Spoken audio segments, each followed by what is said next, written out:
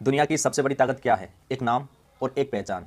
और हमारी देश की पहचान शुरू होती है सिर्फ एक लाइन से, अनुच्छेद 1। हाँ दोस्त, आज मैं तुम्हें भारत के संविधान का वो पहला पन्ना दिखाने वाला हूँ जो हमारी पूरी पहचान तय करता है। अनुच्छेद 1 कहता है इंडिया, दैट इज भारत, यानी दुनिया चाहे इंडिया कहे या हम भारत कहे, नाम एक ही है, देश भी एक ही है। लेकिन बात सिर्फ नाम की नहीं है। अनुच्छेद 1 आगे कहता है भारत राज्यों का एक संघ है। मतलब हमारा देश किसी राजा ने नहीं बनाया, किसी एक राज्य ने नहीं बनाया, हम सब मिलकर बने। जम्मू कश्मीर से लेकर कन्याकुमारी तक, पंजाब से लेकर असम तक, हर राज्य, हर जमीन, हर संस्कृति मिलकर बने हैं भारत। और हाँ, भारत में कौन कौन से राज्य हैं, उनकी सीमाएं कहाँ तक हैं, ये सब संविधान की पहली अनुसूची में लिखा है। यहीं से शुरू होता है दुनिया का सबसे बड़ा, सबसे शक्तिशाली संविधान। अगर तुम भी भारत के संविधान को शुरू से सीखना चाहते हो तो इस वीडियो को लाइक करो, फॉलो कर लो और कमेंट में लिखना भारत माता की जय। क्या एक नया देश भी भारत का हिस्सा बन सकता है? हाँ दोस्त, संविधान इसका पूरा तरीका बताता है। अनुच्छेद 2। देख दोस्त, अनुच्छेद 1 में हमने देश की पहचान सीखी और अब अनुच्छेद 2 बताता है कि भारत चाहे तो किसी नए राज्य को शामिल भी कर सकता है।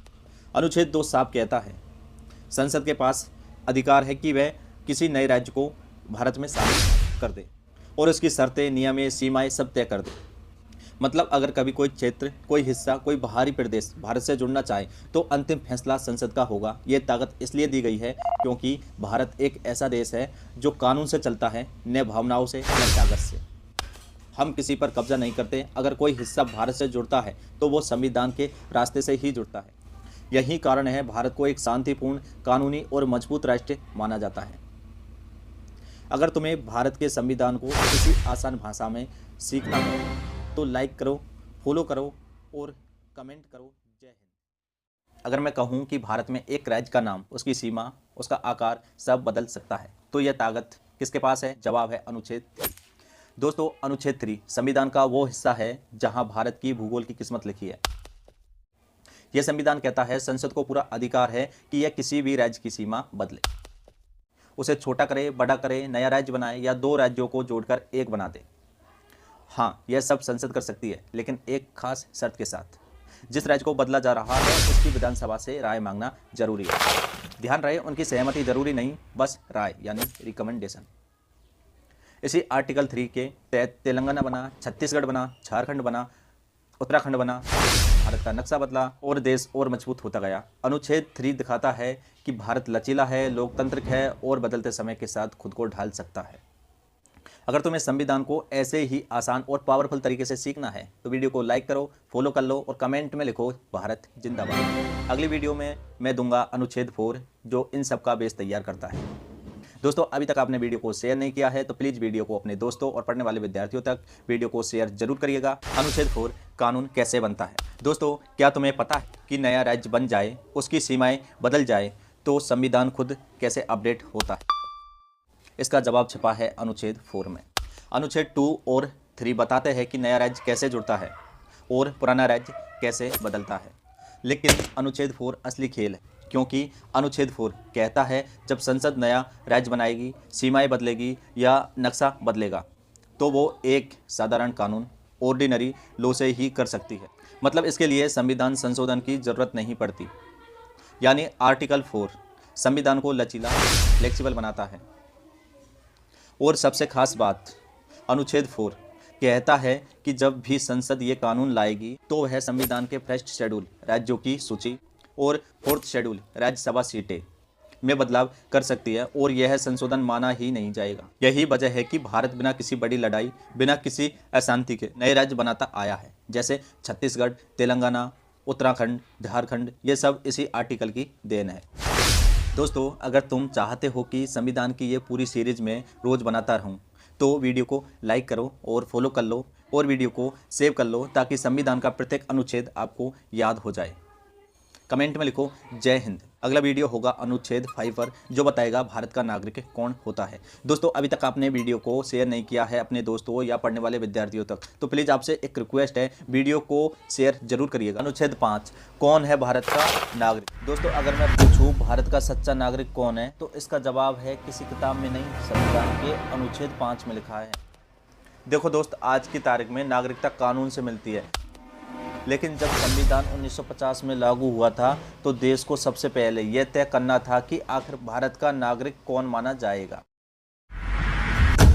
अनुच्छेद 5 कहता है जिस व्यक्ति का जन्म भारत में हुआ हो या उसके माता पिता भारत में जन्मे हो या 26 नवंबर 1949 से पहले भारत में 5 साल रह चुका हो, यह भारत का नागरिक माना जाएगा। यानी आज़ादी के बाद जब देश बटा, लोग इधर उधर हुए, तो संविधान ने किसी को भी बेसहारा नहीं छोड़ा। इस अनुच्छेद ने लाखों लोगों को पहचान, सुरक्षा और नागरिकता दी। अनुच्छेद 5 सिर्फ एक कानून नहीं, उस वक्त करोड़ों लोगों के लिए घर और पहचान की घोषणा था। इसने कहा जो भारत में है, जो भारत से जुड़ा है, वह हमारा है। यही है अनुच्छेद 5 का दिल। दोस्तों, अगर तुम भी संविधान को ऐसे ही दिल छू जाने वाले तरीके से सीखना चाहते हो तो वीडियो को लाइक करो, फॉलो कर लो और कमेंट में लिखना इंडियन सिटीजन प्राउड। अगला वीडियो होगा अनुच्छेद 6, पाकिस्तान से भारत आने वालों की नागरिकता। मेरे प्यारे दोस्तों, यदि आप संविधान के प्रत्येक अनुच्छेद को इसी आसान भाषा में सीखना चाहते हो तो आपको एक काम करना है और वो काम है बस सिर्फ आपको हमसे जुड़ना है। धन्यवाद दोस्तों। जय हिंद, जय भारत, जय संविधान। अनुच्छेद 6, बंटवारे के बाद नागरिकता। 1947 का बंटवारा, दर्द, खून, बेघर मौत, लेकिन सवाल यह था जो पाकिस्तान से भारत आया, क्या वो भारतीय माने जाएंगे? जवाब छपा है अनुच्छेद 6 में। दोस्तों, जब 15 अगस्त 1947 को देश आज़ाद हुआ तो बंटवारे के कारण लाखों लोग पाकिस्तान से भारत आए। ऐसे समय में संविधान ने इंसानियत, कानून दोनों का साथ रखा।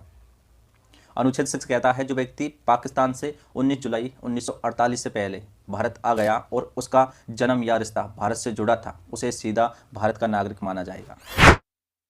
लेकिन जो 19 जुलाई 1948 के बाद भारत आया, उसके लिए नियम सख्त थे। उसे भारत सरकार से परमिट लेकर और रजिस्ट्रेशन यानी पंजीकरण करवाने के बाद ही नागरिकता मिलेगी। यानी भारत ने दरवाजे बंद नहीं किए, लेकिन व्यवस्था बनाई। अनुच्छेद 6 बताता है भारत भावनाओं से नहीं, संविधान और इंसानियत से चलता है।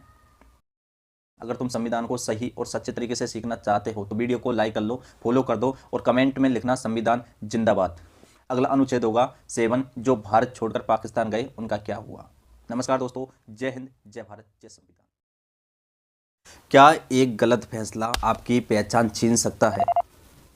1947 में जब लकीर खींची गई, लाखों लोग इधर उधर हुए, लेकिन जो भारत छोड़कर पाकिस्तान चले गए, क्या वो कभी वापस लौट पाए?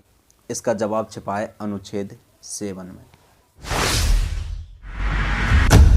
दोस्तों, 1 मार्च 1947 ये वो तारीख थी जिसने रिश्ते और मुल्कों की किस्मत तय कर दी।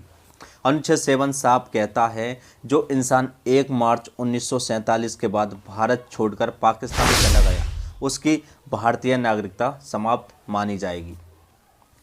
वो घर, वो गलियां, वो जड़ें एक पल में पराई हो गई। लेकिन भारत का संविधान सिर्फ कठोर नहीं, दयालु भी है। अगर वही व्यक्ति भारत सरकार से जारी परमिट फॉर रीसेटलमेंट लेकर कानूनी तरीके से भारत वापस आता है और फिर अनुच्छेद 6 के नियम पूरे करता है, तो भारत उसके लिए दरवाजे पूरी तरह बंद नहीं करता। अनुच्छेद 7 हमें सिखाता है नागरिकता सिर्फ जन्म से नहीं, बल्कि निष्ठा, निर्णय और संविधान से तय होती है। संविधान के इस कड़वे मगर सच्चे इतिहास के लिए एक लाइक तो बनता है। कमेंट में अपनी राय दे और लिखे संविधान जिंदाबाद। अगली वीडियो के लिए फॉलो करें, जहां हम बात करेंगे अनुच्छेद 8 की, जो विदेश में बसे भारतीयों की कहानी है। नमस्कार दोस्तों, जय हिंद। अगर कोई इंसान विदेश में रहता है लेकिन उसकी धड़कन आज भी भारत के लिए धड़कती है, तो क्या वो भारतीय है? इसका जवाब छिपा है अनुच्छेद 8 में। दोस्तों, आज़ादी के बाद कई भारतीय रोजगार, पढ़ाई या मजबूरी में दुनिया के अलग अलग हिस्सों में बस गए, लेकिन सवाल ये था जो भारत से दूर है, क्या वो भारत का नहीं है? भारत के संविधान ने साफ कहा है नहीं। अनुच्छेद 8 कहता है अगर कोई व्यक्ति भारत के बाहर रहता है लेकिन उसका जन्म या उसके माता पिता या दादा दादी का जन्म भारत में हुआ था, तो वह भी भारत का नागरिक बन सकता है। बस एक शर्त है दोस्त, उसे उस देश में स्थित भारतीय दूतावास या कॉन्सुलेट में अपना रजिस्ट्रेशन करवाना होगा। मतलब बात साफ है, भारत ने कभी ये नहीं कहा जो चला गया वो हमारा नहीं है। भारत ने कहा है जहाँ भी रहो, अगर जड़ें भारत में है तो रिश्ता आज भी जिंदा है। अनुच्छेद 8 सिर्फ कानून नहीं है, ये उन लाखों भारतीयों के लिए संदेश है कि दूरी रिश्ते खत्म नहीं करती। नागरिकता सिर्फ जमीन से नहीं जुड़ी होती है, वो स्मृति, संस्कार और मातृभूमि से जुड़ी होती है। अगर तुम्हें गर्व है कि भारतीय अपने लोगों को कभी नहीं भूलता तो इस वीडियो को लाइक करो, कमेंट में लिखो proud to be Indian, follow कर लो, क्योंकि अगला एपिसोड होगा अनुच्छेद 9, नागरिकता खुद छूट जाती है। दोस्तों, संविधान के प्रत्येक अनुच्छेद इसी फ्लो में समझना है। हमसे जुड़ना मत भूलिए। हमसे जुड़ने के लिए आप हमें फॉलो कर सकते हैं। धन्यवाद। जय हिंद, जय भारत, जय संविधान। अगर कोई इंसान अपनी मर्जी से किसी और देश की नागरिकता ले ले तो क्या वो भारतीय बना रह सकता है? संविधान इसका जवाब भी साफ देता है अनुच्छेद 9 में। दोस्तों, भारत का संविधान अधिकार भी देता है और जिम्मेदारी भी मांगता है। अनुच्छेद 9 कहता है, अगर कोई व्यक्ति स्वेच्छा से किसी दूसरे देश की नागरिकता स्वीकार कर लेता है तो वह व्यक्ति भारत का नागरिक नहीं माना जाएगा।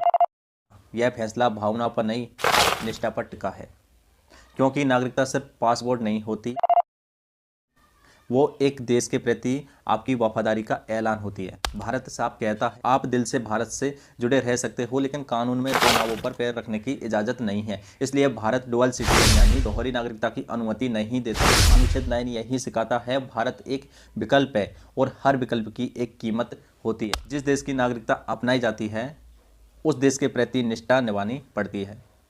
दोस्तों, अगर तुम्हें संविधान की ये सच्ची और कड़वी बातें पसंद आ रही है तो इस वीडियो को लाइक करो, कमेंट में लिखो संविधान जिंदाबाद और फॉलो कर लो, क्योंकि अगला वीडियो होगा अनुच्छेद 10, नागरिकता कैसे बनी रहती है।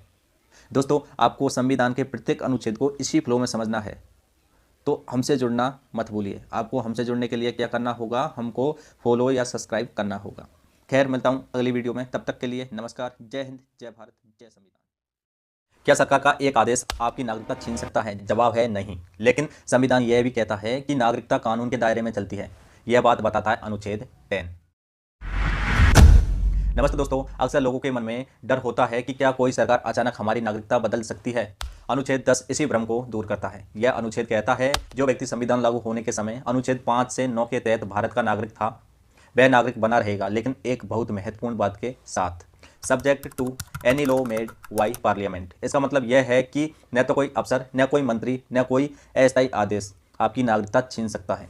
हाँ, अगर संसद नागरिकता से जुड़ा कोई कानून बनाती है तो नागरिकता उसी कानून के तहत तय होगी। यह अनुच्छेद 10 की असली ताकत है। नागरिकता मनमानी से नहीं, कानून के नियंत्रण से चलती है। अनुच्छेद 10 यह सुनिश्चित करता है कि नागरिकता भावनाओं से नहीं, संविधान और संसद के कानून से चलती है। अगर आपको संविधान की यह सच्चाई समझ आई तो वीडियो को लाइक करें, कमेंट में लिखो संविधान जिंदाबाद और फॉलो करें। अगला वीडियो में हम बात करेंगे अनुच्छेद 11 की, जहां संसद को नागरिकता पर कानून बनाने की पूरी शक्ति मिलती है।